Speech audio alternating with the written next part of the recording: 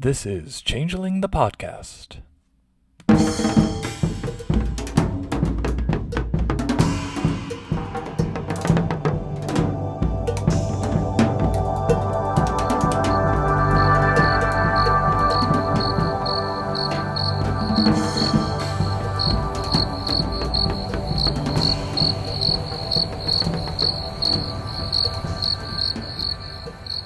Welcome to Changeling the Podcast, your one-stop shop for all manner of Hogswallop and Balderdash. I'll be your Puga this evening, and allow me to present Fetch. Hello, everybody. I'm a very different Fetch from the one that you normally know and love, because now I'm 100 years in the past.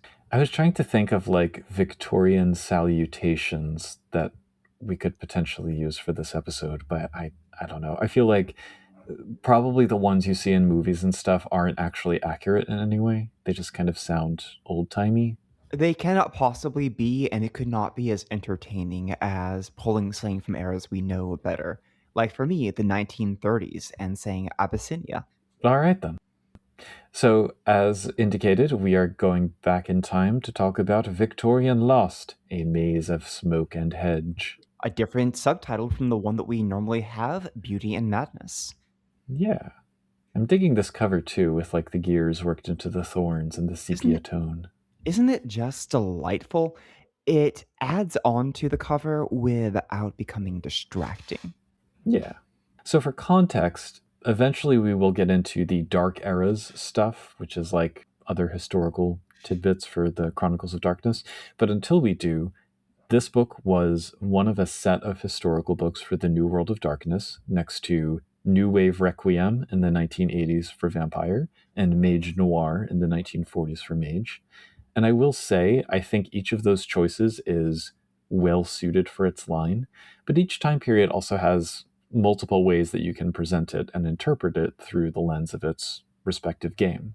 So I had never read this book before preparing for this episode, and I've seen some different takes on the Victorian era in classic World of Darkness, as well as other media.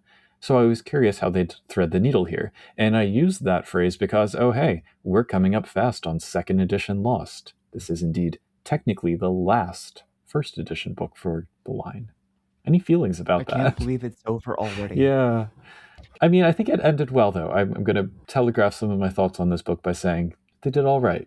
I think they answered everything that we could have wanted from a full edition of the game, and more. I don't know if I would go that far. But yes, it has certainly been a robust ride, I will agree. So on the back here, there's actually a lot more than we usually get, and I'm inclined to just kind of read this whole thing because it actually sums up quite a bit. When you say that, it sounds like the back matter is your junk food of TTRPGs. A little bit. Well, that's the thing, is when you pick up the book, I do judge a book by its cover, the front and the back. And the previous books in this line have had these very arresting images on the cover and then very spare, slightly mysterious back matter. Here, we basically just have this blank, I mean, it's a cool image, but there's no splash art, but then a lot of information on the back to draw you in. So, it's a good balance. You're clearly excited, so enjoy your snack. I am. All right. It says, the millennium crawls to an end. Queen Victoria has reigned for decades. The English Empire has touched every part of the globe. A surge of reason, technology, and literature enriches the lives of everyone, all for the small cost of class warfare, violent oppression, and a shocking loss of common decency. The world has never before so resembled the dreams of the gentry.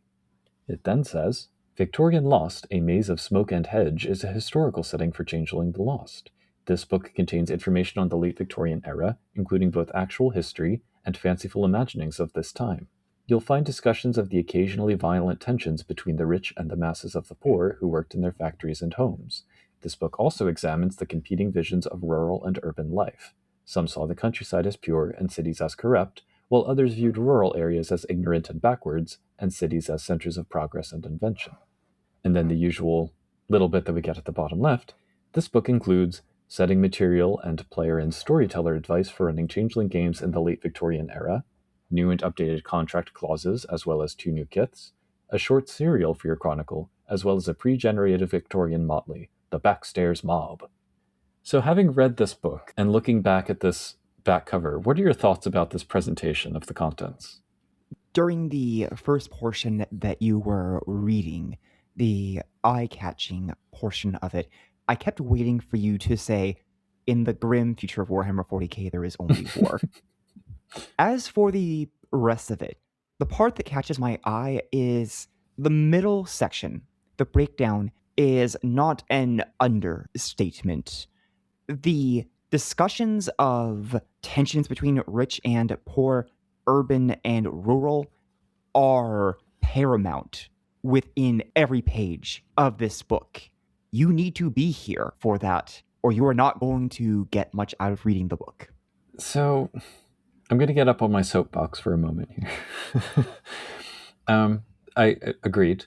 For Mage the podcast, I read through all 4 books of Victorian Mage, which has kind of a similar take on highlighting the social injustices of the era. And I don't dispute those facts or the importance of incorporating them. But my recurrent complaint with that line was how much they belabored the theme, sometimes multiple times on the same page. But they rarely deepened it enough to actually kind of, for me at least, build a nuanced story around it. And to me, I think that's a flawed approach, because I would wager the majority of gamers are not coming to the game for that. They're coming to have fun and tell stories. And if you want to educate players who you think need educating in serious topics like this, you need to patiently give them as much support as possible to learn how to approach and incorporate those ideas, not just when you hand them to them, but also on their own. And I believe mostly in trusting tables to recognize themes like this, which are not limited to a single era. But in Mage, at least, I felt like the writing, it more often repeated itself or fell back on a tone that was almost finger wagging. Like I kept thinking, how dare you like steampunk when these horrors were unfolding? And so I hadn't realized that that perspective, which I think of as like the Onyx Path perspective on that era, reached this far back in their publication history.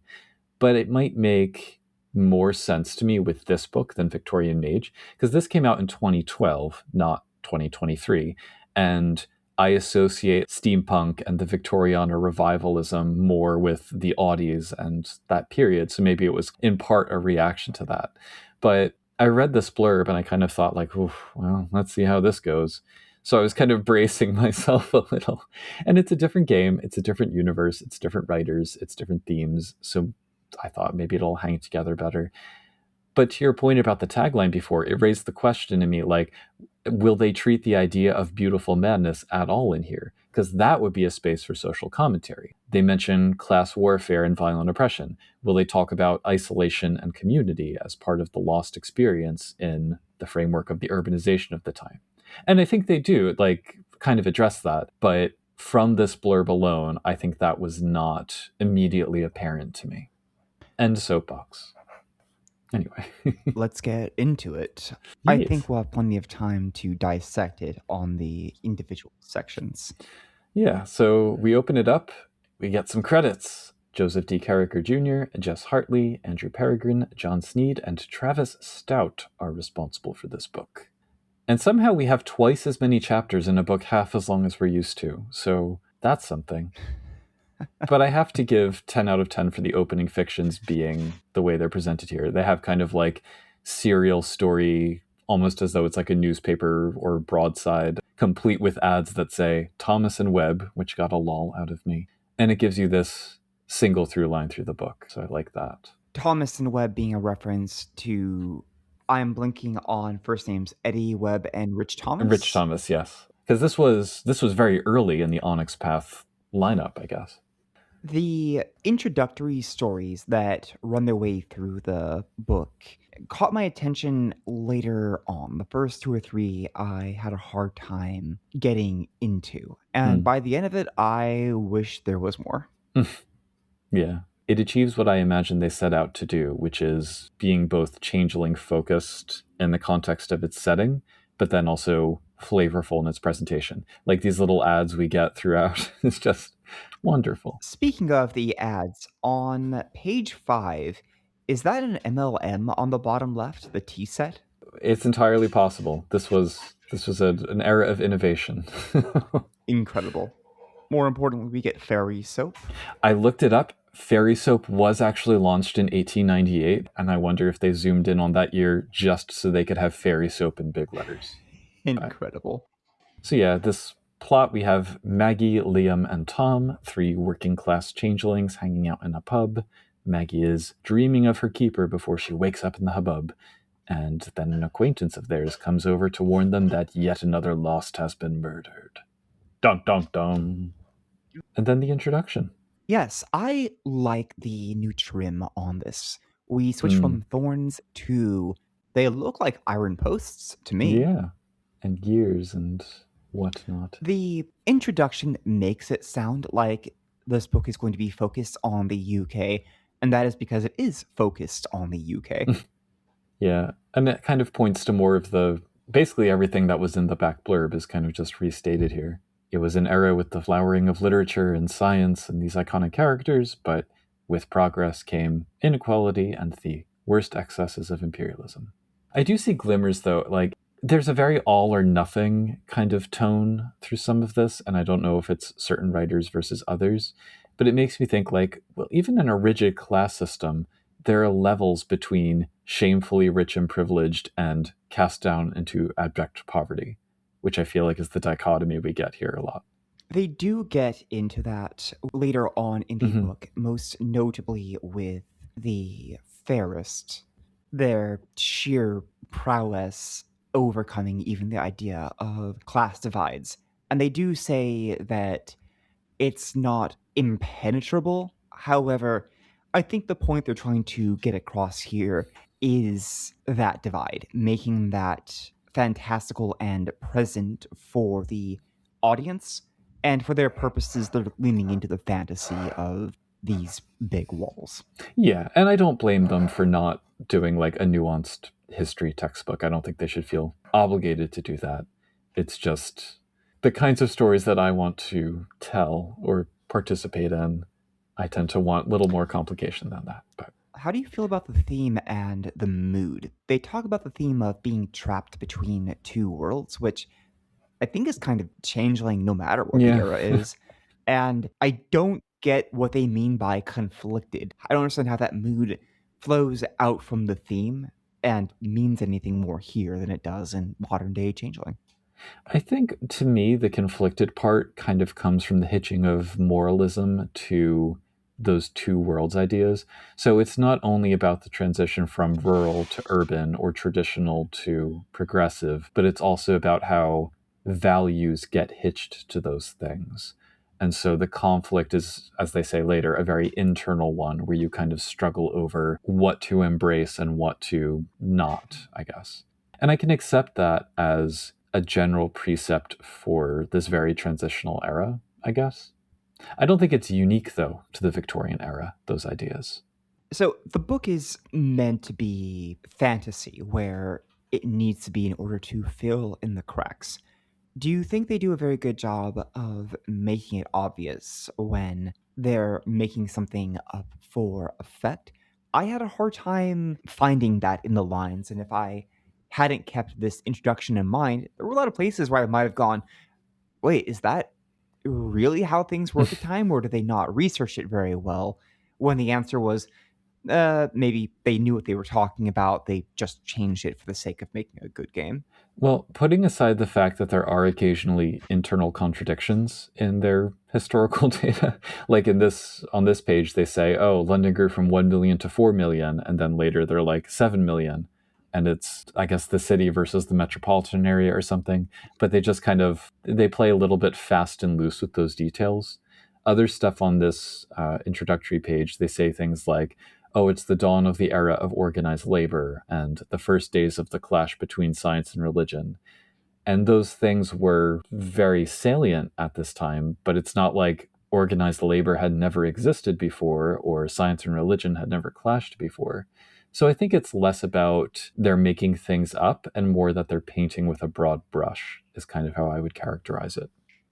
Thank you for pointing that out. I noticed those details as well when I was going through the book, And I wanted to say, as you have here, that these do not feel correct.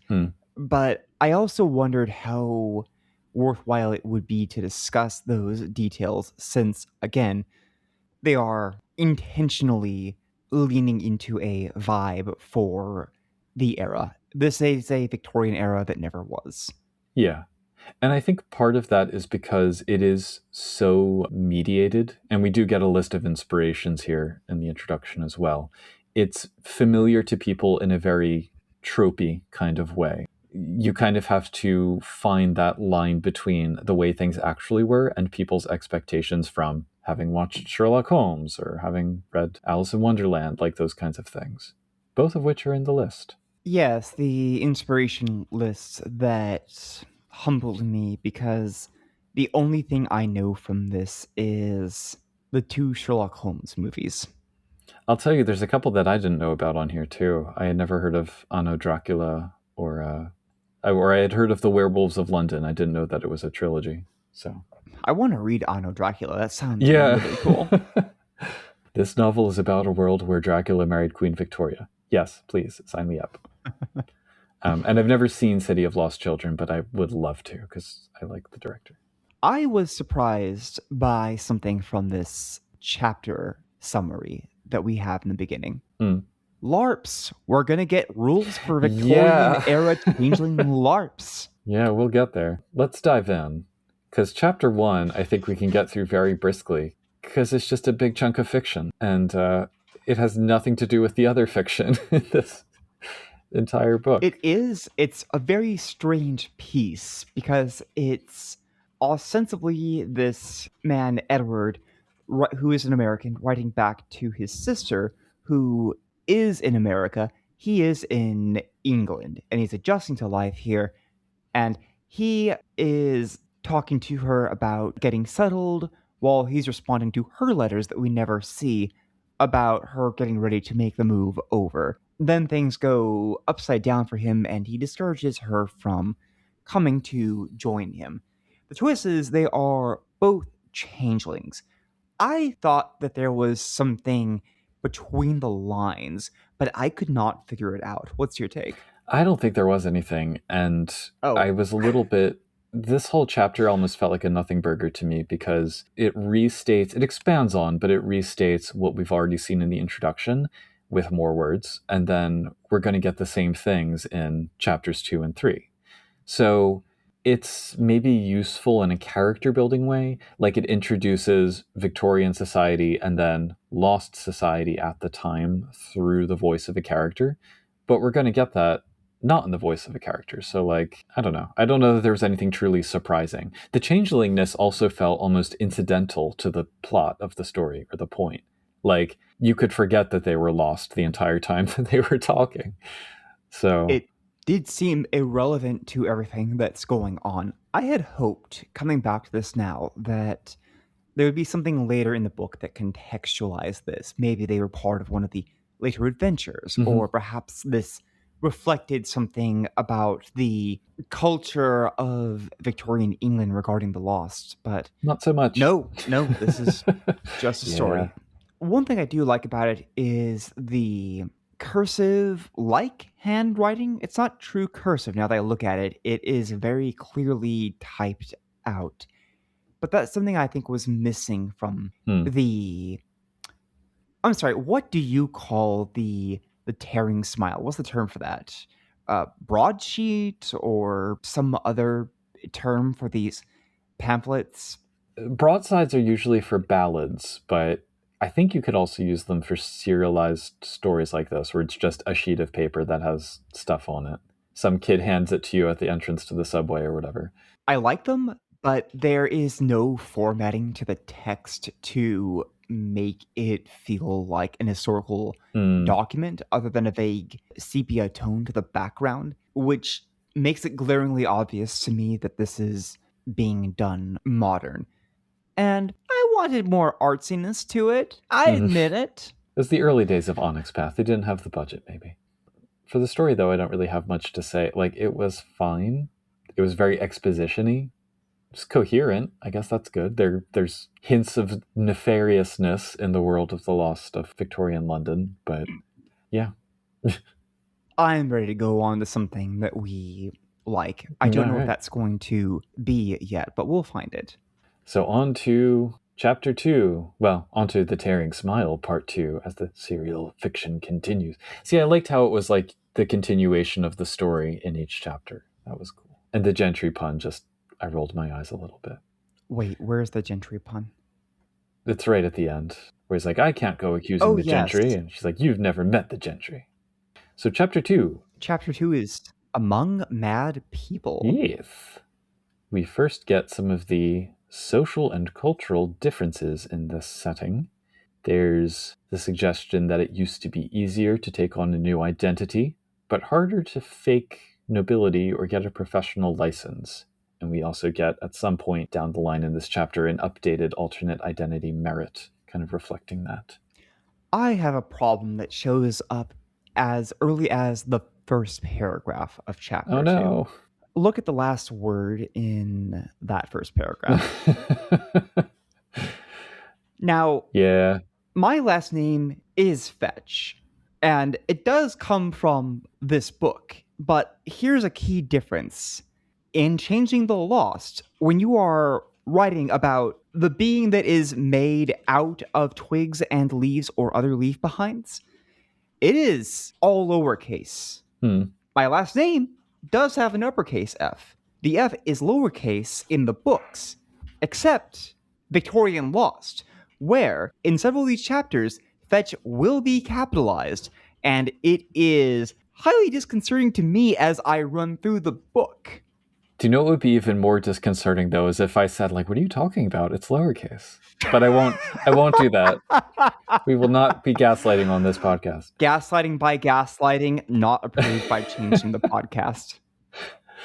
Great. Yeah, I can understand how that would be. I mean, just imagine if they started capitalizing Puka. I would have a breakdown. Okay, I like this art piece that comes along with this discussion about the class differences.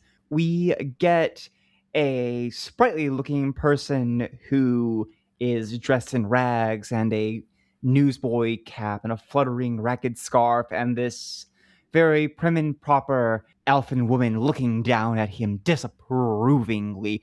And in the background is just this gentleman who, I don't know, maybe has elf ears, looking on at the two like he accidentally got caught during a person's photo shoot. I think it's three wizened in a trench coat and a top hat in the background.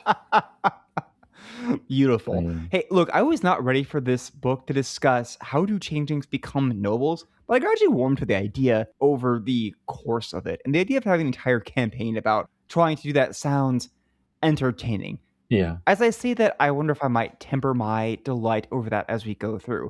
But we're just at the beginning, so let's proceed.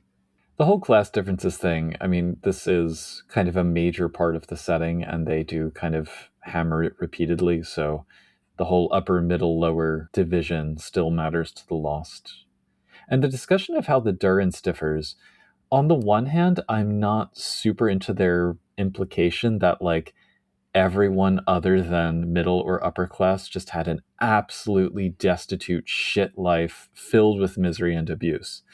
On the other hand, they use that as this justification to say that some changelings initially may have seen the true Fae as saviors rather than kidnappers. And that really kind of twisted backstory idea is very compelling, I would say. So for the sake of getting those stories out of the setting, I'm willing to roll with it. And as you pointed out, it's a different world. So I am right there with you. That section about how many changelings do not return to Earth was unsettling. This is something that does happen in modern times. However, it is not nearly as common as it is here. And however fictionalized, I think that is one of the strengths of this book. Yeah, that notion of why bother escaping back to Earth, it's even worse there. I did have one thing that I felt unsure of, which is that changelings in the Victorian era are attached to whatever peerage they had before their durance. Mm. I can understand changelings wanting to hold on to that when they return to Earth. However, I expected that they would have enough difficulty surviving day by day that they wouldn't have the luxury to maintain these class differences, and that a changeling who could do it was either borderline becoming an antagonist to everybody or impressive in an unsettling way. I mean, I think the antagonist thing does kind of come to the fore a little bit when they talk about the nobles, or the actual mortal nobles, and the fairest connection. Something that I'm going to circle back to when we kind of discuss the book as a whole is that there are a lot of ideas introduced and then kind of moved on from. And there's questions like the one you just posed that rise out of that, which never really get answered. And part of that is because it's a short book. And part of that is it's not a historical textbook. But the fact that it does raise those questions is like, okay, well, maybe we shouldn't be quite so casual with these statements. That question, now that I think about it more, is even more of a problem here because we talked previously about alternate freeholds in, I think, Rites of Spring, and we were both confused about how those freeholds could survive because they would tear apart a changeling's clarity. So connected with that, the next section that we get here is Radical Lost, where it talks about how they tend to be drawn towards communism, anarchism, and utopian socialism, all of which were really flowering in this era. And to me, I don't know if I find that entirely believable, because we've seen a very keep your head down approach from a lot of the Lost stuff, with exceptions. There's certainly summer courtiers or whomever else who are kind of going to rise up and fight back against injustice, whatever.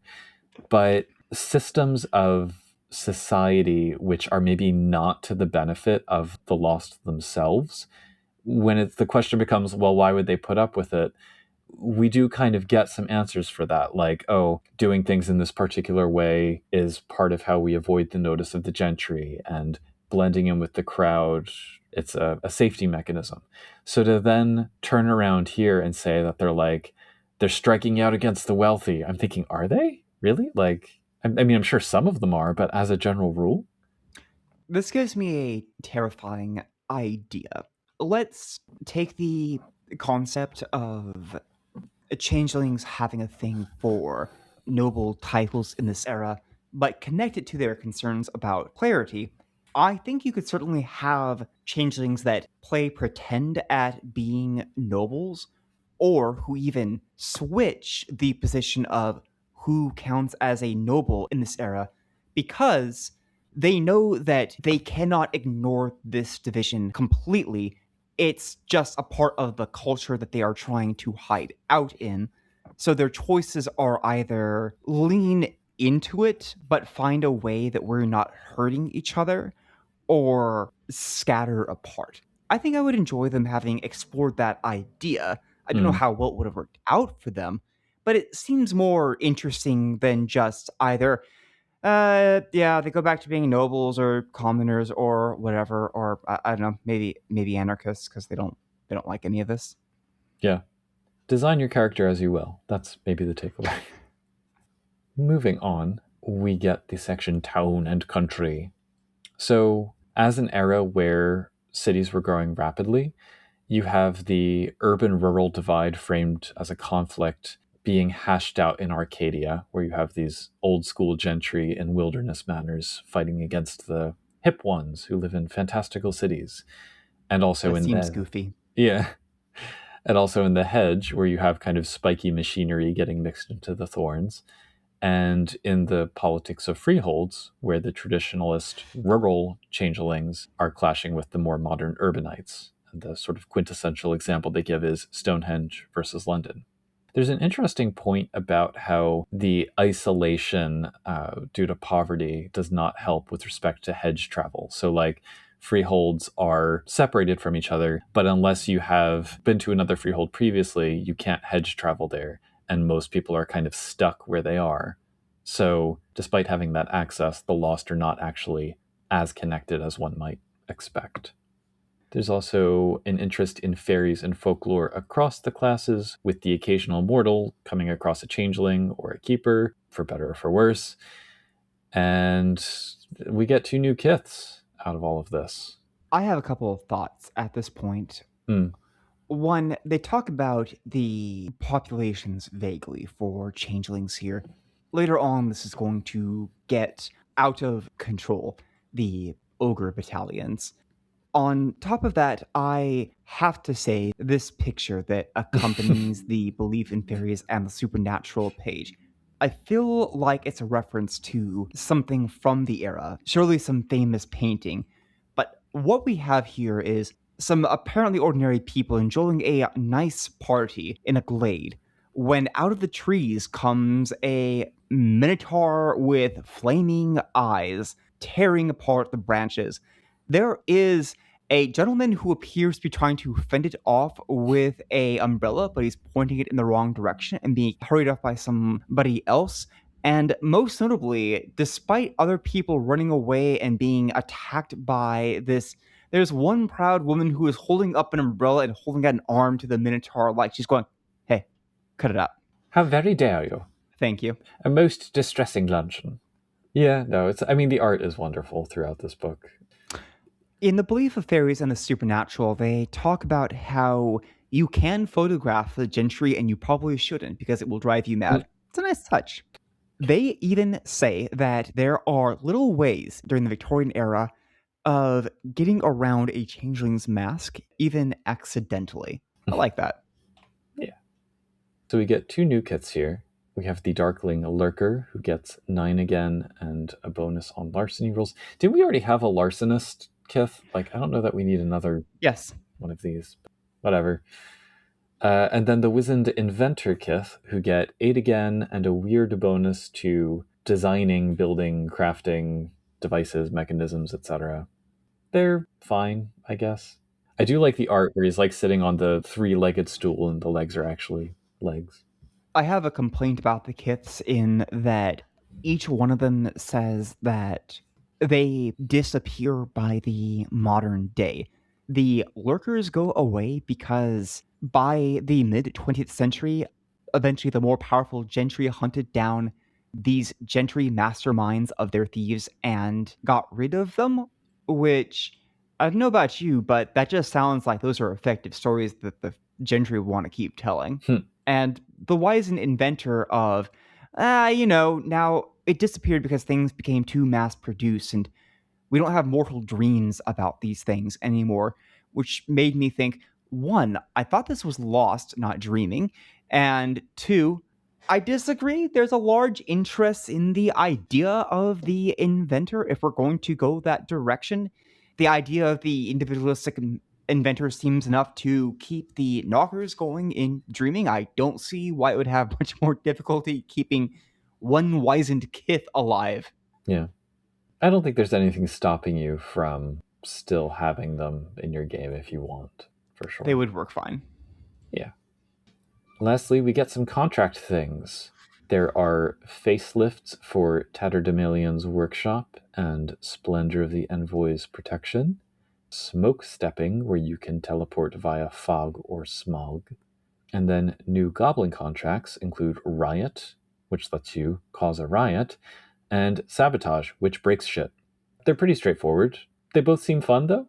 I had some thoughts. Short version, yes, absolutely. Slightly longer version, Tatterdemalian's Workshop getting an update to work with the history, because this is you invent wild stuff. It doesn't actually say how far ahead you could make your inventions on the timeline. And I know this is very well covered ground in Mage the Ascension's Technocracy, but changing the Lost a little bit less so. I could have used another sentence or 2 there. On the smoke stepping, that is actually a wholly new contract for the Merc Blur, which blinds other people. So instead of that, you get to step on smoke, which I think is really cool. I like it. It's a nice thing. It's a little weird about having something that is so very specific, but why not? Let's have some fun. It's the Victorian era. I am also not sure whether it's better or worse that you get automatic status with Splendor of the Envoy's protection. Probably a little bit better, given how much they harp on about its importance throughout the book. Why not? Lean into it. And I love both of the new Goblin contracts. They are amazing! Yeah. So this chapter, I think it's fine as a quick overview. I'm glad we get that bit of crunch. I'm aware that the next chapter will get into the seemings and the courts and their sort of positioning in that era, so I didn't need it here. The general social and cultural stuff, it worked, but it felt kind of like pick and choose. But I'm not sure that like adding more sections related to the many, many possibilities of the era would have helped. I liked the pace of this, so I don't know. I think you're on the right track. I love this chapter. I do have issues with the presentation, and there's specific parts that I think should be revisited. However, it does something I did not expect. It talked about the Lost when covering the history and culture. Some audience members may be surprised to know this, but there's a lot of historical games lines that do not do this. They have a big section about the history and the culture of the time, and they give little or no mention to the supernatural aspect until later on in the book. Whereas this got right into it, and I love that. Yeah. No, I know that's been a complaint that I've had with Victorian Mage as well. Like, they give you all these ideas, and you're like, wait, where are the mages? So, Chapter 3, The Shallow Know Themselves. I want to talk about the advertisements again, but what does the shallow know themselves mean? I'll let you know when I figure it out, because who knows? But yes, I thought you might want to mention the one ad. Yes. There is a curious typographical decision on the advertisements. We have an advertisement for pianos and organs. As you scroll down, you will read, and here I make this close in because the type is very small. Ahem. Pianos and organs warranted 20 years. No finer goods made. 30 days trial free, pay after trial. Violins, 76 cents and up. Guitars and mandolins, $2.95 up. Everything in proportion. For full particulars and big free cat. A log. Cut this ad out and send to, etc. It also raises the question, why is there an advertisement for an American company in the Victorian London? I wasn't going to say. But yeah, I just want the big free cat. The big free cat. Big free cat. That's all we want. One of the things I really like about these opening fictions too is like how incongruous it is, because the continuation of the story here is this character of Maggie is being waylaid by two sinister captors who are really creepy and threatening, and then it's like big free cat and corset. So it is off, but on the other hand, that's also what I like about it. In a book that is so preoccupied with the conception of propriety and everything fitting. No, it's perfect. Yeah. You get it. So what do we have for chapter 3's main body then? Well, so the opening that we have here points to the speed of change in this era. And there's this sidetrack to talk at length about summer court muse Joanna Smythe, who inspired the women's suffrage movement and did charity work before she was cut down by this violently anti-Ferrist new entitlement, the Anti-Gentrification League. You had a problem with them too? Because that was very confusing. Well, I mean, it's just the presentation of it, because it's all like, we go off down this wild off-ramp, and then it suddenly pivots back to, by the way, all of this kind of undergirds Lost Society. Like, it felt very scattershot to me, this opening page. Is the Anti-Gentrification League a stand-in for something else? This felt specific. I mean, two things. First, it bothered me because the word gentrification was coined in the 1960s with a specific meaning that does not line up exactly with the entitlement's beliefs and goals here. And I feel up in arms about this because it was a big part of my dissertation. Anyway, but second, I mean, I think this points back to what I was saying. I'm not really convinced that the Lost would be activists to this degree on the whole. And I'm talking about Joanna Smythe in particular. Maybe this muse lady works as an exception, But this notion of changelings kind of standing up for social justice doesn't really track with, to me, how they've been represented as a whole, nor with the fiction we've seen so far in this book. Because it's not like people who are righteous and who are focused on the social injustices of the time, it's not like they're more likely to be abducted and turned into changelings, right? The game has not declared itself to be retroactive hope punk, but at points it seems like they're trying to work that in, and the entitlement really brings that to the fore. Like, cool, it's like Radical Commoners and Changeling the Dreaming, but it feels like somebody's pet project that they just really wanted to get in here.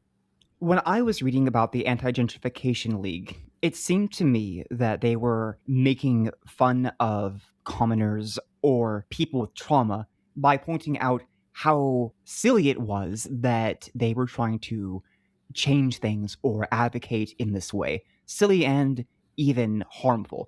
It reminded me about reading that group that Hermione set up in one of the Harry Potter novels to give freedom to the house elves. And the joke was, isn't that silly? This is where they belong and they're happy with it. And she's the only one who's complaining. This rubbed me the wrong way. Yeah, especially when they describe it as a volatile combination of moral outrage, shaky science, and xenophobia, springing into being as little more than organized mobs. It's like, what are your politics here, actually, writers? And it's entirely disconnected from, like, the entire rest of the chapter, which was also baffling to me. So, I'm happy to say we do get another entitlement later on in this book, and that one I do like. Yes. Oh, that I'm all in on that one. That's for sure. So here's also where we get the note that the firm social stratifications not only define the returned changeling's life among mortals, but also extend to seemings. So the Wizened ogres are often seen as like more menial, and the fairest as more like nobles. Freeholds, entire seemings are kind of seen to have a single representative who speaks for them, which is a take. It's useful, I guess. I think that they could have not done this take, but I do think that if we're going to lean into the fantastical element of this, then emphasizing that to this degree is interesting. I see, for example, that beasts subdivide into predator and prey. So it's as if no matter how far down you go, people will always look to divide themselves on different grounds, which is a thing that happens, unfortunately, in the real world. It's just interesting to see that happening in Victorian era.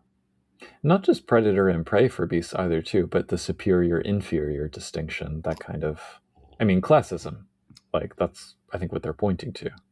Important to reinforce, these are divisions that they are coming up with. The seemings themselves are a artificial device that changelings use to broadly categorize everybody into one of 6 baskets in the modern day. Seeing it further divided like this makes it feel as though maybe those divisions used to matter a lot more to changelings, and the 6 divisions are all that remains of that. Yeah, that's a good point. On a broader note, I could not help but think throughout the course of this book that a lot of things we're talking about seem to indicate that categorizations or concepts for changelings got started in England or came out of the rural UK. I get they don't want to talk about the rest of the world and this time period, but it did seem weird. I honestly don't mind it as much, just because I think if you were going to expand it dramatically beyond a single place, this book would just get so, it would collapse under its own weight, essentially, because you'd have to account for so many different moving pieces that are all kind of not in alignment with each other. I would have been happy if they turned this into an entire line, but you know, if we only had 80 pages to work with, I'm content with them kind of focusing on the most iconic piece of the setting with respect to the themes they're trying to approach here. Okay, that's fair. But yeah. So going through these 6 beasts, In addition to that sort of classism within the seeming, they also deal with the erosion of natural spaces. There are vermin omnipresent in London, which suits some kiths, and then animals who are represented among... I like how they call out the coats of arms of the nobility and the animals that you find in like shields and stuff. The lions, the stags, like they kind of are treated or treat themselves like nobles. But they also tend to lead motleys of other lost and get into conflict with the fairest. The Darklings are in their heyday. Lots of criminal opportunities, but that reputation also works against the entire seeming to an extent. Although there's a nice little plot hook sidebar here where it suggests Queen Victoria may have a secret mirror skin advisor. They use pledges and dire circumstances of others to convince people to work with them, whether honestly or not. They also have the advantage of the poor illumination and the smog, making it far easier for them to do Do crimes. Yes. Buffet do crimes. The elementals are disadvantaged by their nature in an era where most everything, like them, is othered with a big capital O. And then they have this lack of empathy on top of that, which makes it difficult for them to navigate these social complexities. So they tend to form motleys of their own seeming, or find a niche where their element is like part of the machine of progress, is the way I thought of it. So they talk about like a woodblood being employed as a gardener, or Levenquicks and metal flesh being popular in this era of burgeoning technology. The fairest thrive in Victorian society, especially as professional celebrity and cosmopolitan tastes become more common. They love London. Their visibility carries risk, though, from privateers and whatnot. They parlay the social stratification of the era into power, and they manage the have-not seemings. This section also points to an ethos of if you can't beat them, join them among a lot of the other Lost. And that raises the question again of how many of these people are truly activists against the system? The point of the Fairest deserves harping on because the Fairest are mentioned in every other seemings write-up. Yeah. They have this unusual position, whether they want it or not.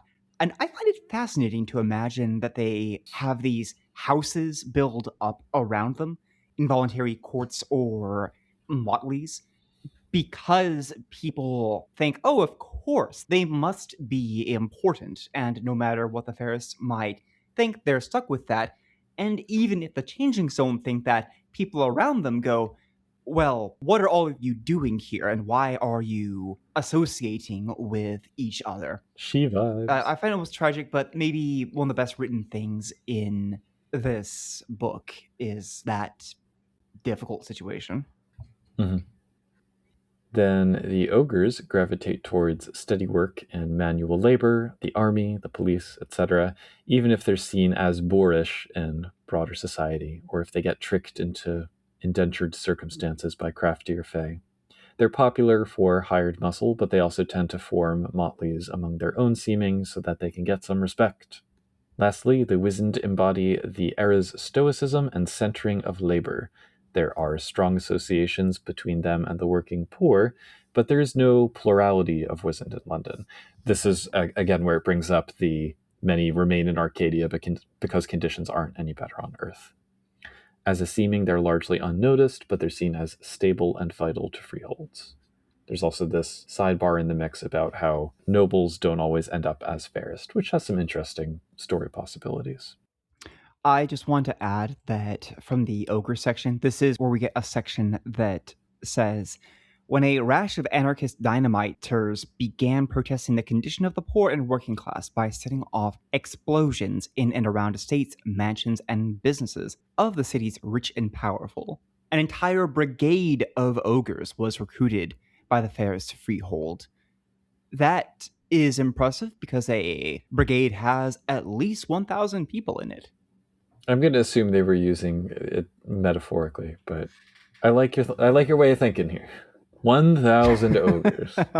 And then after all that, we get the new entitlement, the Thoth, which is very much an acronym in search of words. This is the Honorable Order of the Third Hour. named after the hour of birth of Leonardo da Vinci. So it ties into the secretive and spiritualist orders cropping up at the time, but I love this one because they do occult science and weird tech, and their meme slowly gets covered in Da Vinci-ish scrawl. Beautiful. Concepts include lady inventor, bumbling weaponsmith, mad scientist, professor of technological studies, gentleman adventurer, recovery specialist, and scientific historian.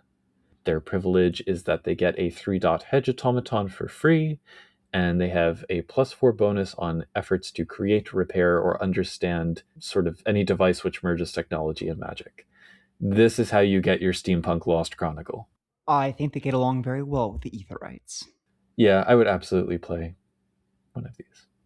So then, rounding out the chapter, we get a brief intro about the different types of freeholds that may have cropped up across London with the population boom, and a sidebar kind of thrown in here about beliefs around gender and emotions at the time. I guess because we're getting into the courts, so talking about the different emotions that the courts are associated with, those are gendered in the ideology of the times.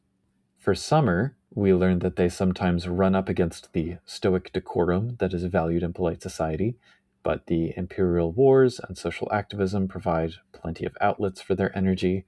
Also duels, even though those are technically banned. And as we saw previously, we have plenty of duel information, if you go back to Swords at Dawn. The Autumn Court plays into Victorian obsessions with death and the occult, dream interpretation, and the mundane terrors of the era. Although the whole fears of the rich piece about like losing their money felt kind of shoehorned in. There is also a sidebar on the hospital Bedlam, and that gave me all kinds of ideas about Nellie Bly as a changeling, but separate idea.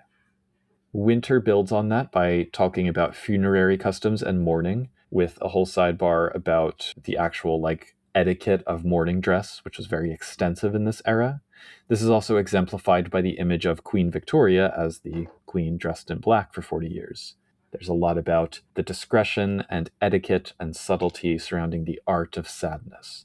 Makes me think of like the motif of the death photo and the high rates of child mortality of the times.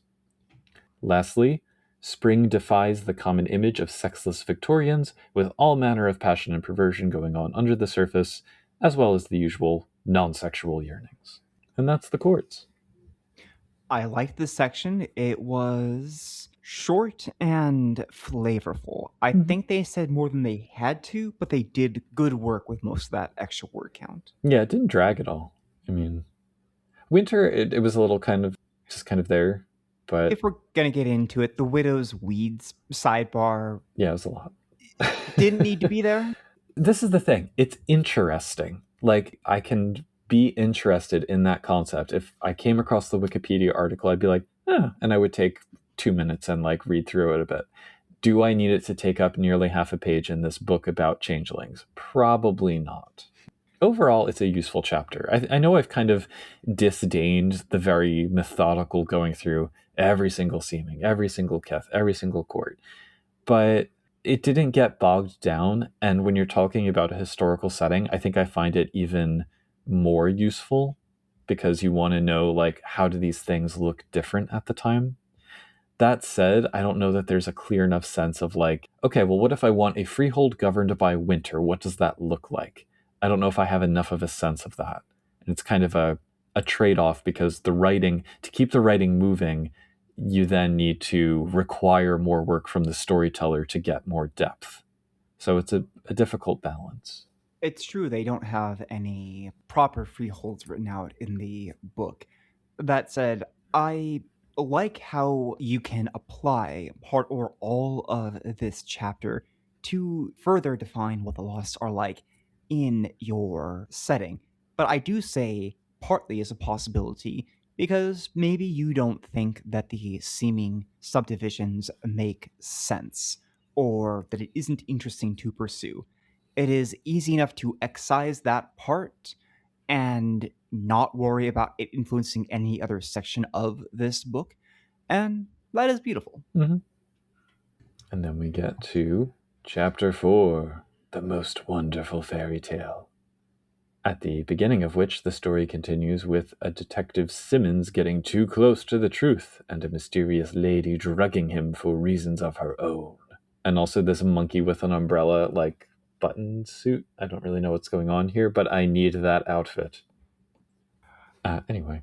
Chapter 4, the most... Chapter 4. Sorry, I cannot read the title without thinking of It's the Most Wonderful. Yeah.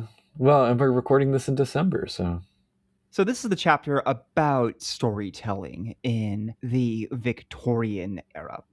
We begin with this section on moods. We had a big mood earlier on in the book at the... My phrasing, Indeed. yes. The opening of the book where they were talking about the classism. But here we get 3 separate moods they dig into: alienation and solitude, the eerie and the mysterious, and decay and decadence. On board. Did you have any thoughts on those, on the 3 moods? I'm 100% here for it. I especially like the eerie and mysterious because I studied the concept of the uncanny in comparative literature, so I'm all about that.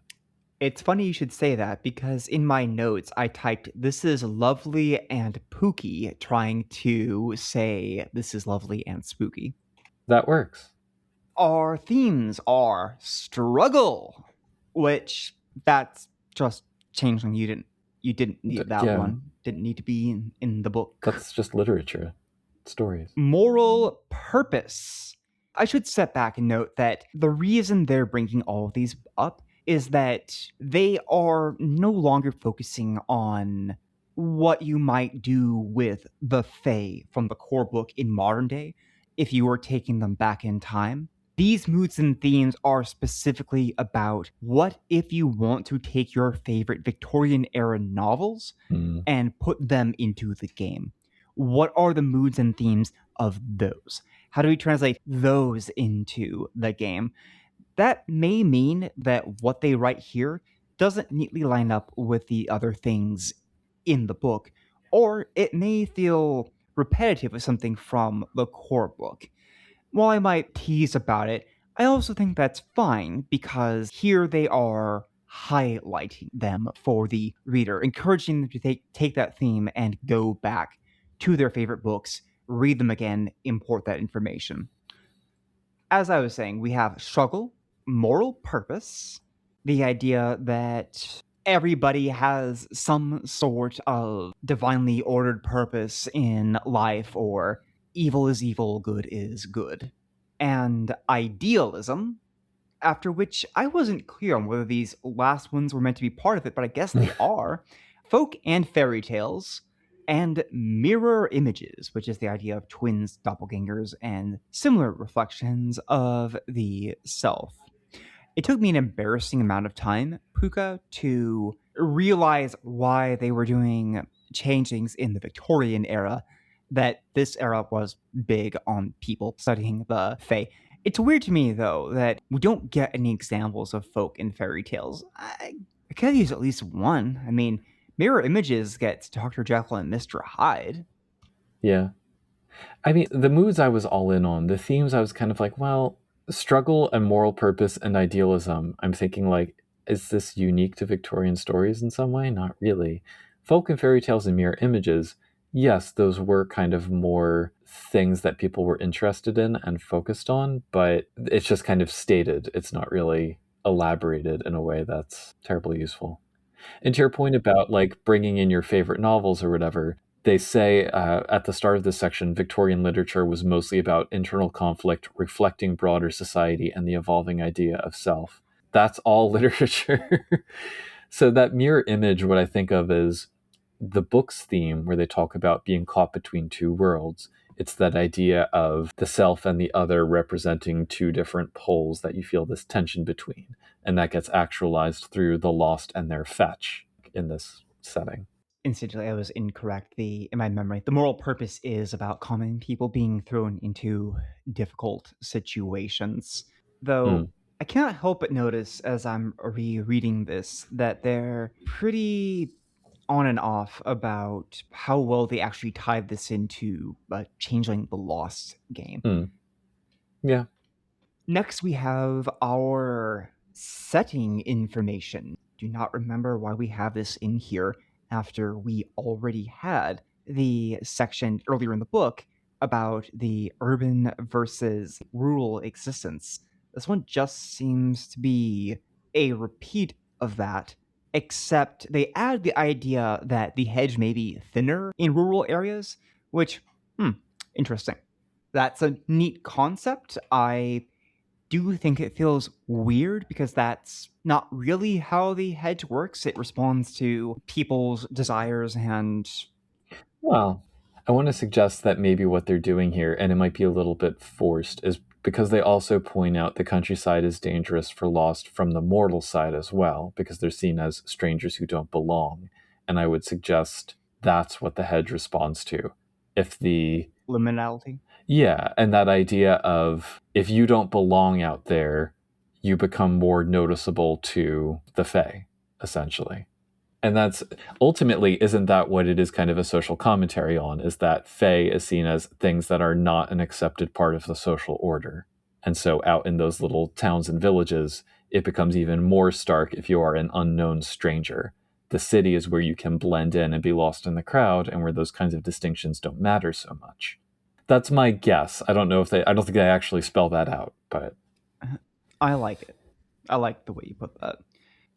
Next, we have the Victorian Chronicle, which takes everything but from before and puts it into a structure you can use for these games.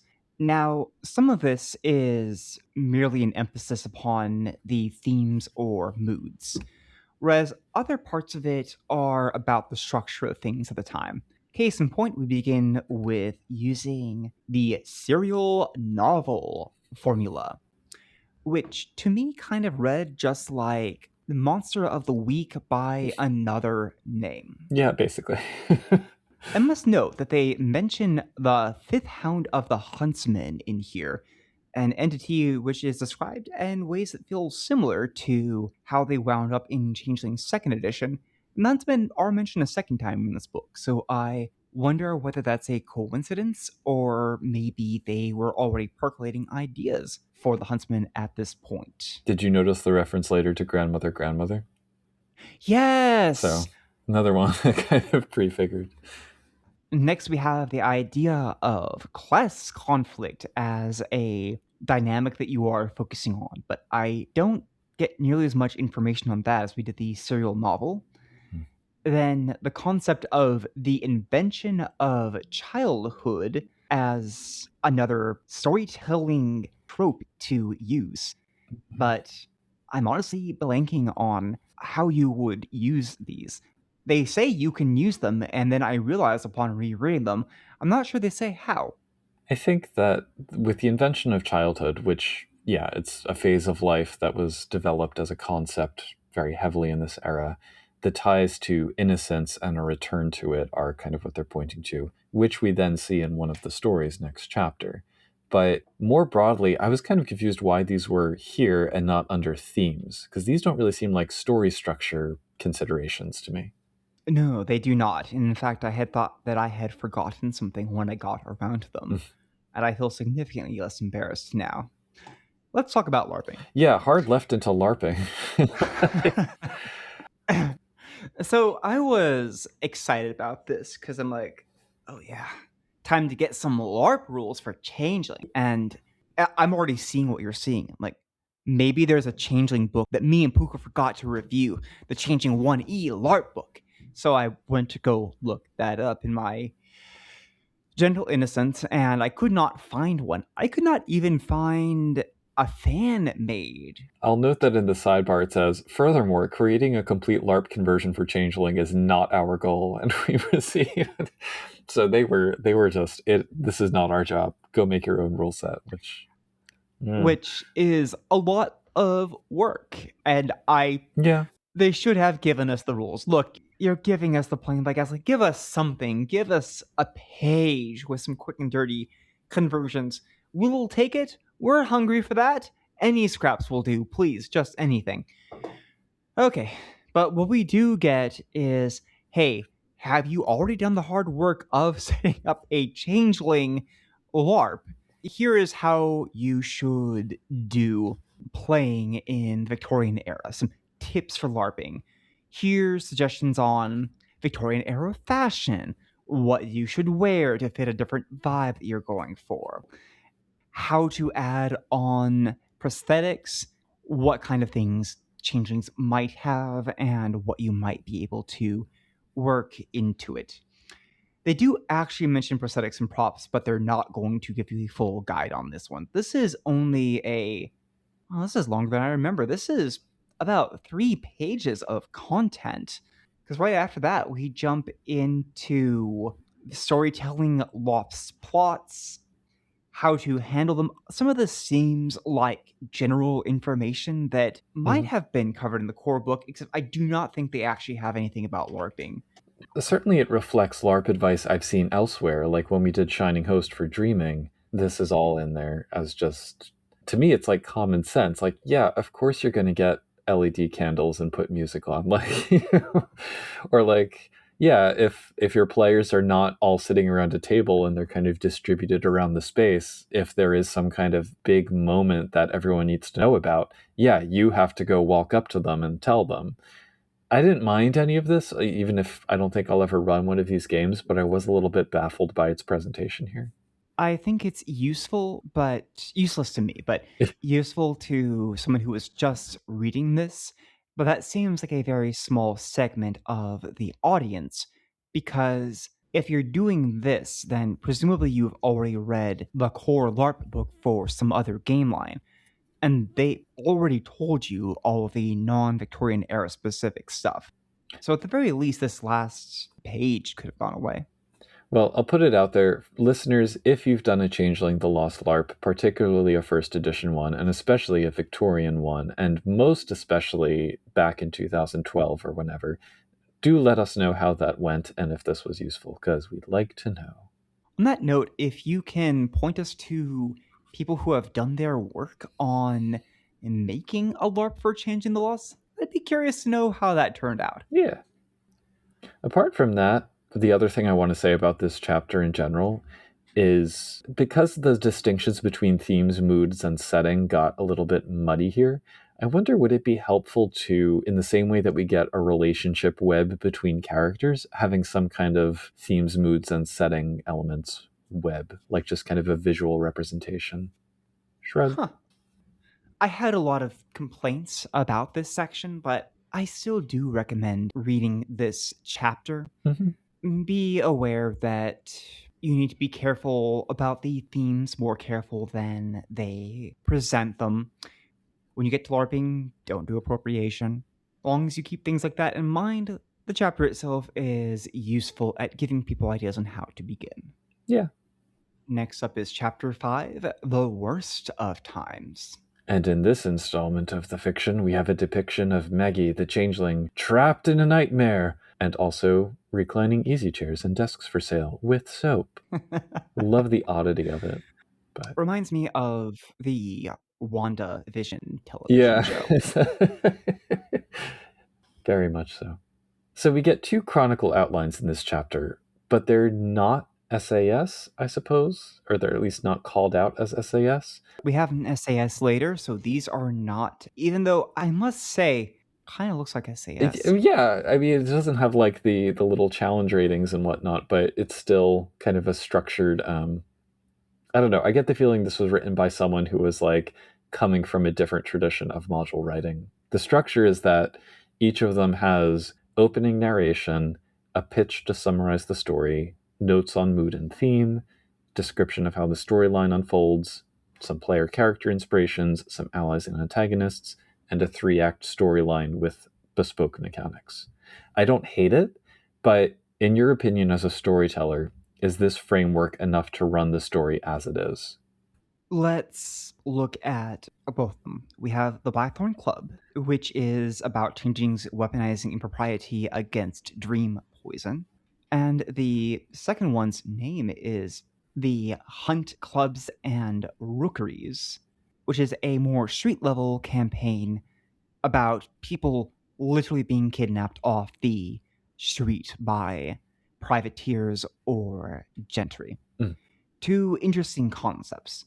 Now, do I have enough to run these?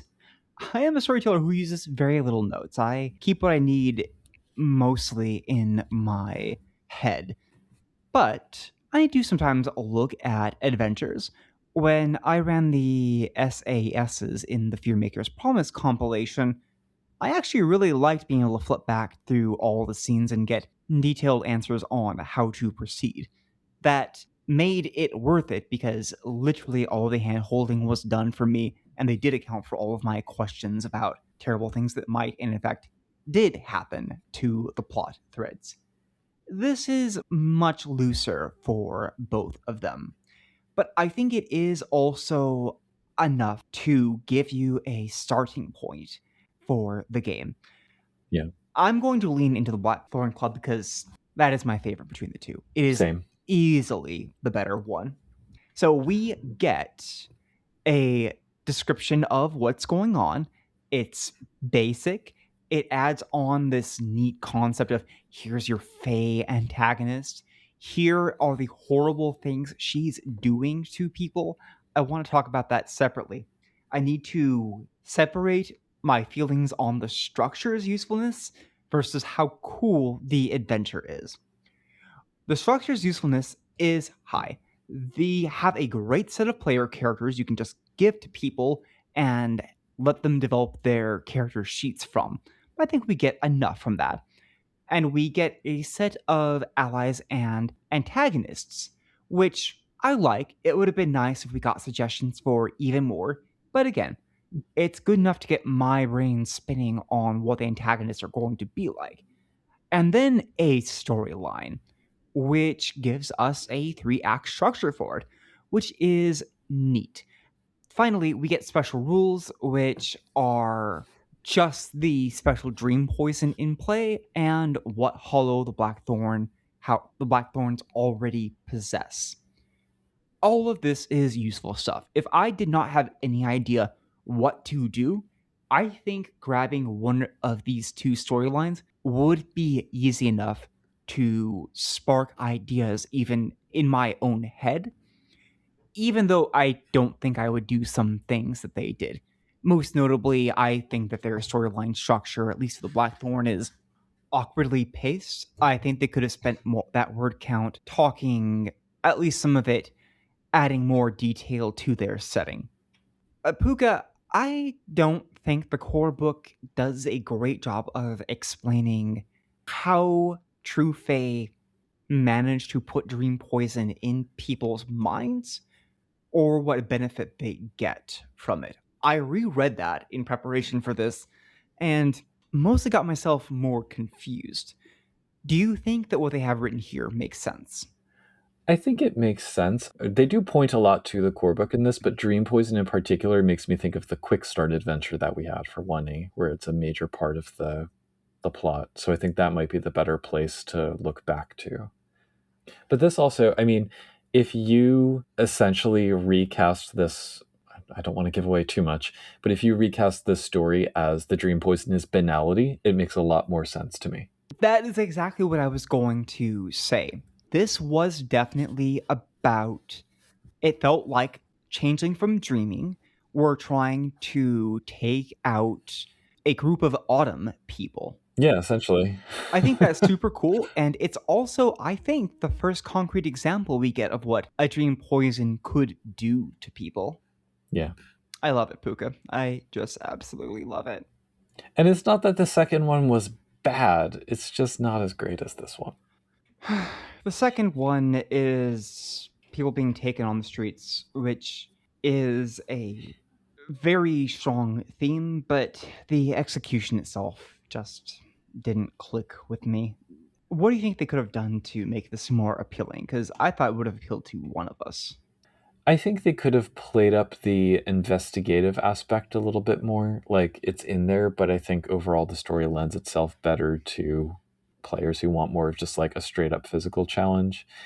We don't get like specific roles that you might make as we do in the other module, where it's like, here's a particular kind of action that players might be pushed towards in this scene. I don't know. It felt kind of one dimensional. Like, here are these archetypal NPCs, here are these archetypal PCs, go. And I think that they were trying to play up the setting, but there's not enough room to really explore what the setting of the slum signifies here, because that's what they're talking about. We do get one great thing out of this section, and that is that the picture of the Yeah. huntsman, that artist, I'm sorry, who is the artist for this one? Do you remember? Pat LeBoyko, I think. Ah, okay. I want to say it's Pat LeBoyko. Don't quote me Okay. on that. I will not quote you on that then. Okay, so they love drawing things that are spiky, sharp, or branchy, and they just went all out with this one. Yep. It's all branches and points and edges. Fantastic. Yeah. That's it for that chapter, isn't it? What really interested me in these are the hooks that open up other corners of the setting. Like, if this book had been a full-length book, we could have had a full chapter on life in the rookery and what that signifies. Or, hey, they could have tied in the fiction from these chapter openings into this story, because that's probably the one that aligns most closely with it. But I thought they would. It feels like a missed opportunity. yeah. So then we get chapter 6, Master of Men All. And wow, the font got tiny in this last chapter opening fiction, because I guess they had to wrap it up. But it's basically just a little villain confab, and then it says rheumatism at the bottom. This is the full-on SAS, and none of the fiction, nor the chapter 1 epistolary stuff, nor the previous modules has ended up connecting to any of this. But, we've already talked about how SAS adventures work. This one differs a little bit from Fearmaker's Promise and Rosebride's Plight in that the 5 vignette scenes that we have here, although they follow a specific order, storytellers are encouraged to kind of skip over things or spread them out, which I think I like a little better because it turns it into an ongoing subplot that can just be dropped in wherever. At some point, you go from being a SAS adventure to being a setting framework, and I think this leaned a little bit too much on the latter for my purposes. I knew it threw off my plans to try a one-shot of it when I realized, oh, this is a whole thing. Not bad, but it is a whole thing. Yeah, it's not exactly self-contained in the same way as the previous ones we've seen. I had a hard time reading this chapter, so I skipped to the next one. This chapter assumes that you are using the motley that they created in the next chapter, and several parts of it reference characters. It'll say, this character takes the spotlight, and they do this. Then this character shows up, and of course, this character who's in the motley is going to care about that. And if you do not know who the motley members are, you will be lost. Well, of course you'll be lost. Well, hey. Puka, did you read this chapter before reading the last one? I did.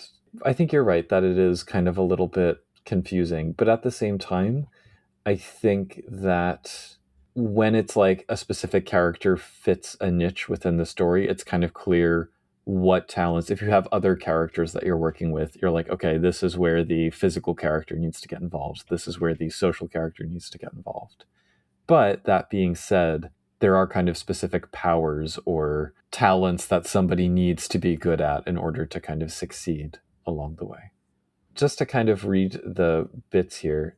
So without spoiling the adventure in case people want to run it or play in it, the theme that we get here is at what cost victory, and the mood is relentless progress, not just in terms of the era, but also the adventure's pacing.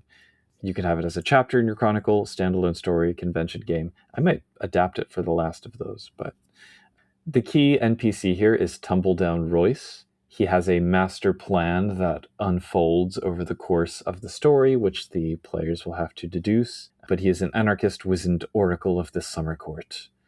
There's Mad Al, a bedlamite with debonair madness. It's very aristocratic, but totally cracked for reasons that will become apparent.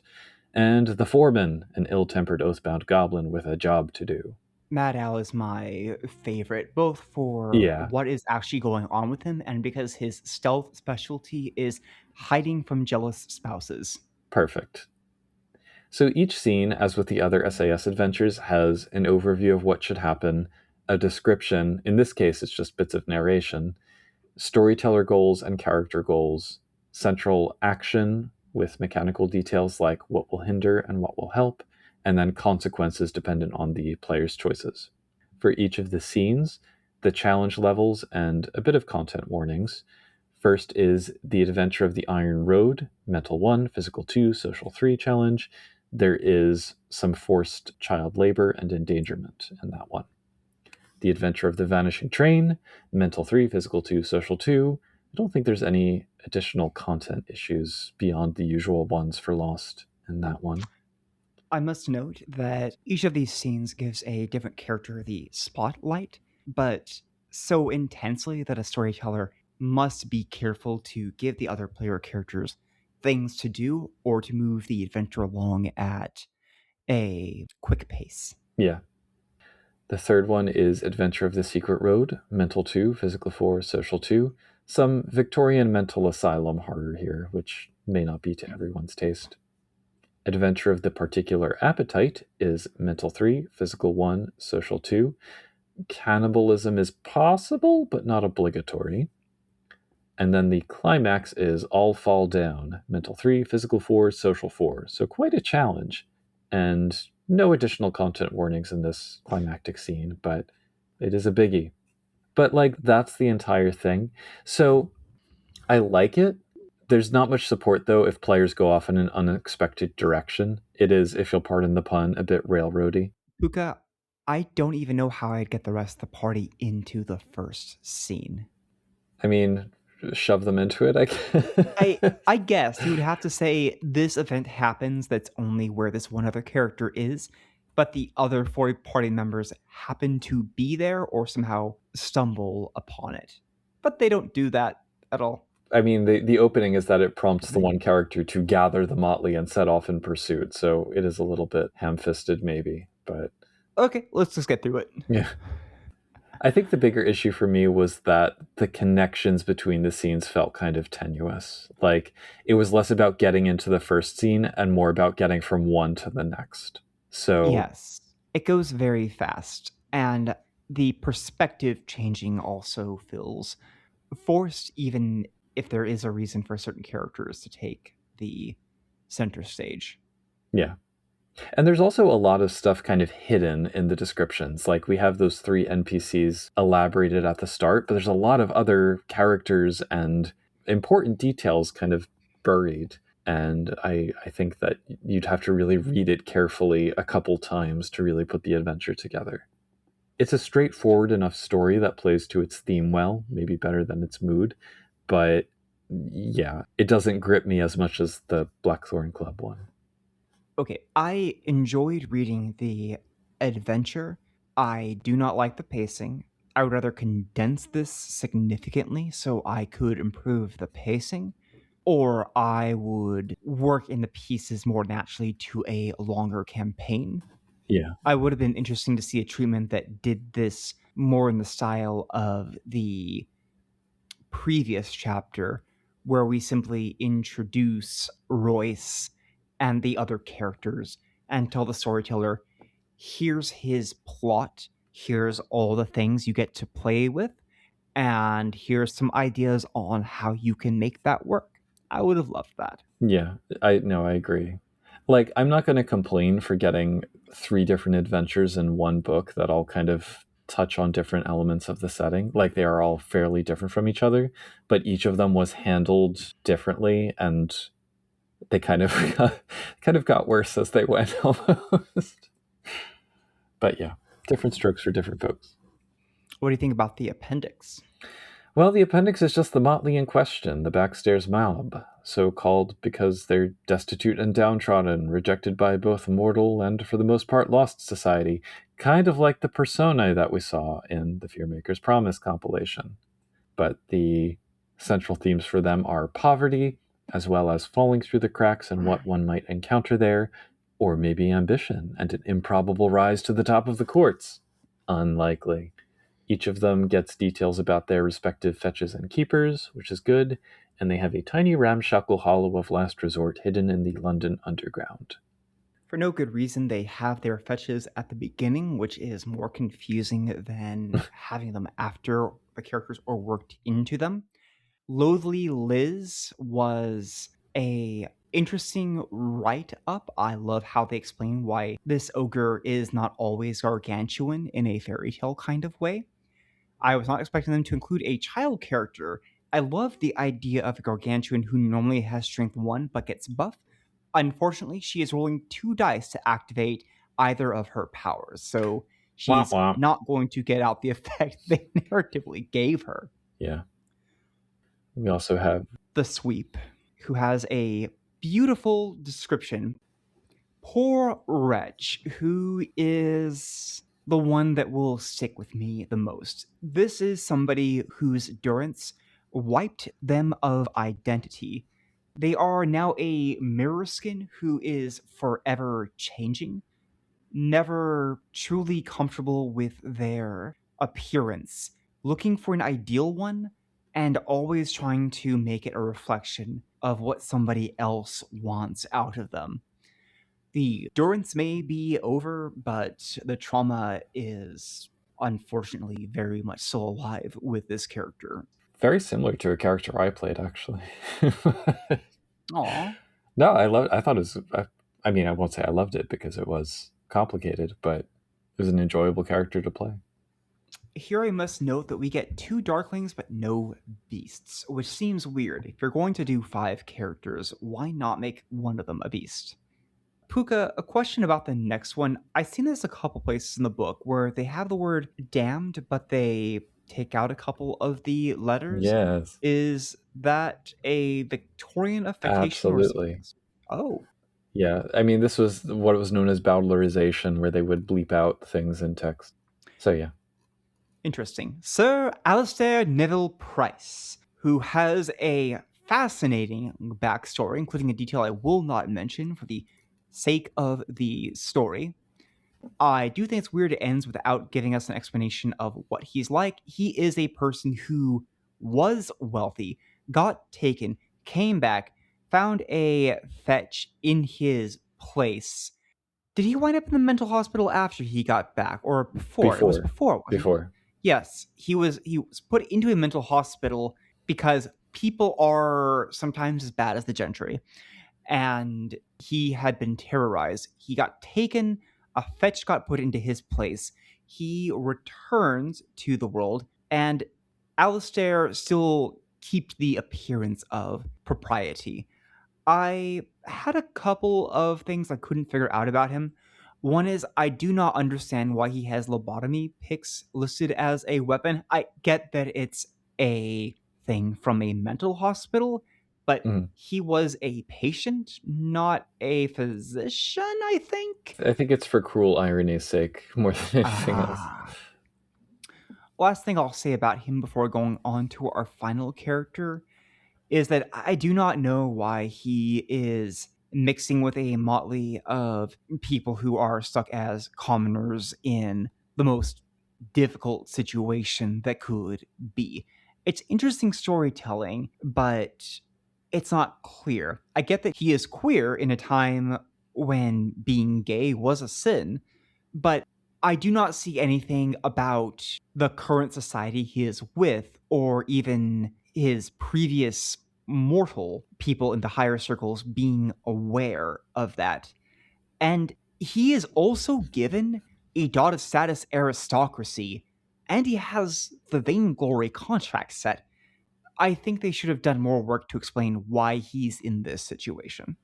I mean, in his current situation, yes. For his backstory, it's that they followed him to a bordello known to serve as those of a certain predilection and got him caught and committed as a result of it.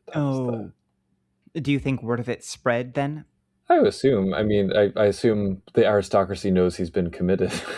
That's an obvious point, and I do not know why I overlooked that when I was making my notes. Well, it kind of circles way back to the beginning when it's like talking about the difficulty of breaking into the gentry because they're so tight-knit and everybody's up in each other's business. So going to an asylum and disappearing, it's extra hard for aristocrats to come back like nothing has happened, I think is kind of the idea, but yeah, it's not exactly spelled out. The final character we get is Maggie Maudlin, who is a wizened winter oracle. I like her whole deal, which is that she wants to seal away the gentry so they can never come back to haunt us.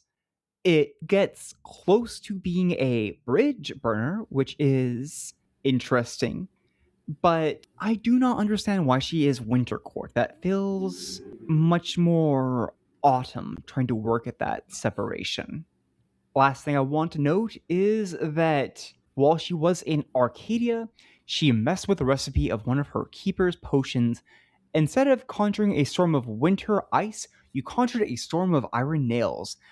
Can they have any kind of iron in Arcadia? I know they cannot have cold iron, but I do not remember whether regular iron is workable. Wasn't there some specific form of iron that had to be made by magic or something? There is in Mage, but I'll have to find that later. I remember us having a discussion about this. Did we? Oh, okay. It's been a minute.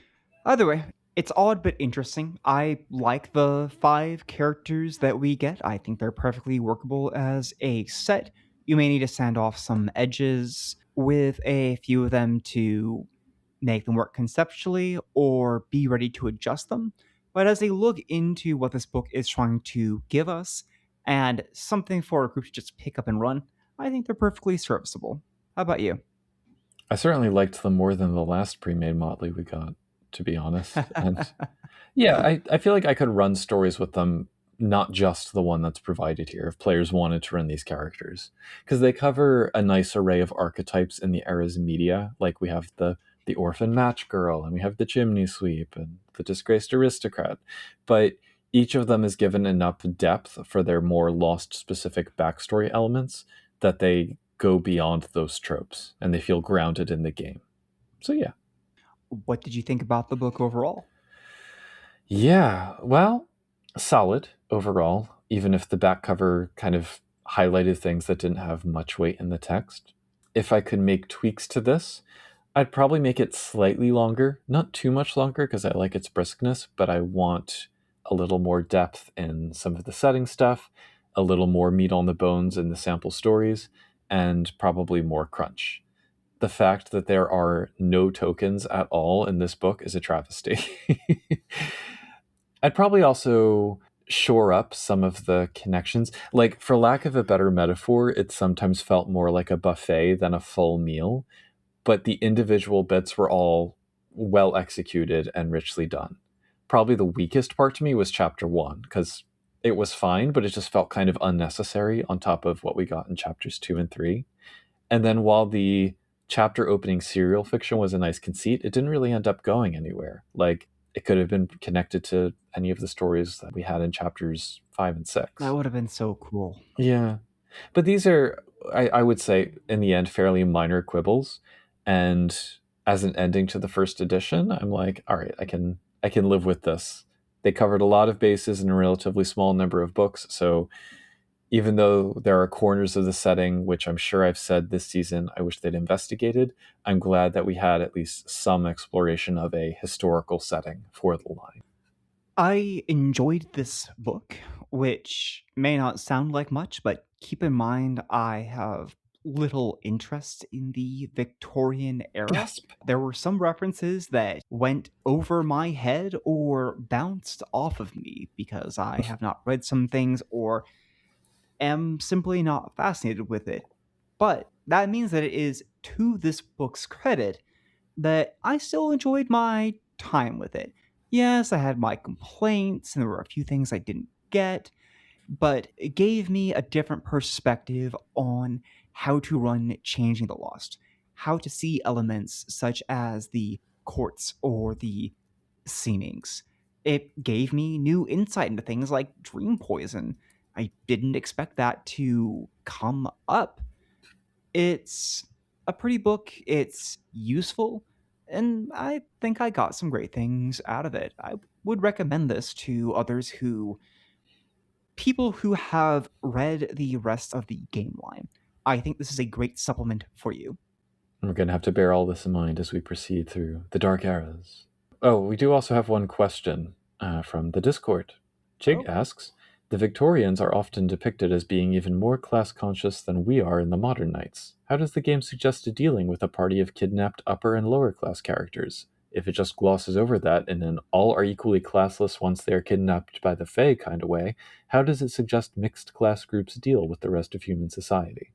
I don't know that it really gets into the here's how to manage your mixed motley thing. Like, it doesn't gloss over the issue by any means, but I did feel like, as presented here, becoming a changeling is a move down the social ladder with respect to mortal society.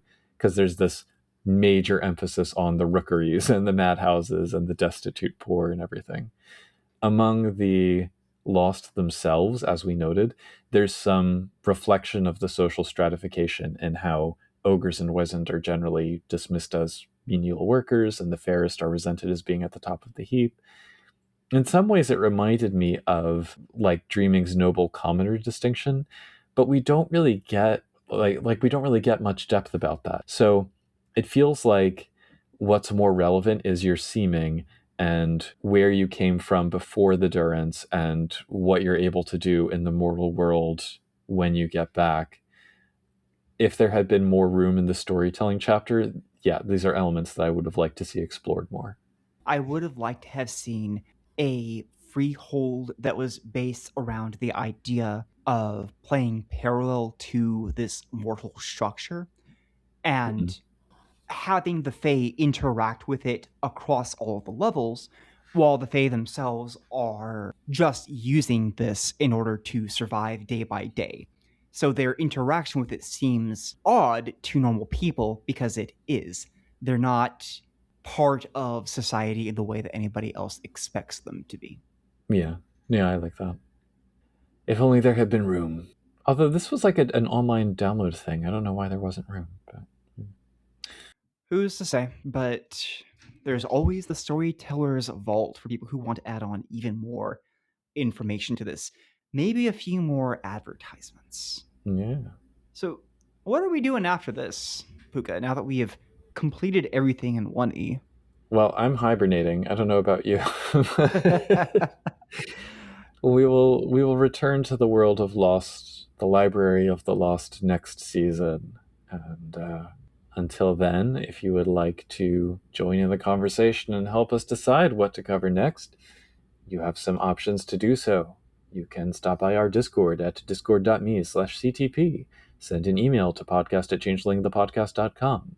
Check out Changeling the Podcast on Facebook or YouTube. Visit our Mastodon at changelingpod@dice.camp. And you're always welcome to sign up for our Patreon at patreon.com/changelingthepodcast. Links to all of which will be in the show notes to this episode. So, signing off for the Victorian era, I have been Puka. And I am a sepia-toned steampunk version of Fetch. The keepers are not amused. As we approach the Yuletide season, it seems appropriate to consider how the story of Dickens's Christmas Carol might be reworked as a cautionary tale for Changeling the Lost. Ebenezer Scrooge clearly suffers a durance at the hands of 3 Christmas ghost keepers, whose little moral lessons paper over the fact that they remain alien monstrosities. He comes back as a changeling of the philanthropist kith of the fairest seeming, who get 9 again on all social roles when they're being generous, and access to goblin food which they can distribute to other fae. The climactic prize Christmas turkey is one such item that tastes delicious, inspires fulfillment of one's virtue, and quietly suppresses any dissatisfaction with the wealth inequality that characterizes Victorian society. And Tiny Tim is a wizened oracle, whose apparent innocence belies his role as a secret operative of the Duchy of the Icebound Heart. Imagine the possibilities. Repurposing classics like this is a time-honored tradition of both storytelling games and these podcast outros, and we'd like to thank our patrons for supporting our efforts in keeping that tradition alive. They include Bad Company, Ben the Canadian, Siglosson Jr., Derek, Dorcadus, Elris, Henry Kraft, Iabol, Oreo, Razcaboose, Sandjigger, Sija, The Crow of Erebus, and Ware Buffalo. You can feel free to sign up as well at www.patreon.com/changelingthepodcast, or maybe leave us a review on the podcast listening platform of your greatest convenience. Regardless, as we enter our Interregnum, we encourage you to be curious and confident and always ready with a well-placed quip as you carry on and keep on dreaming.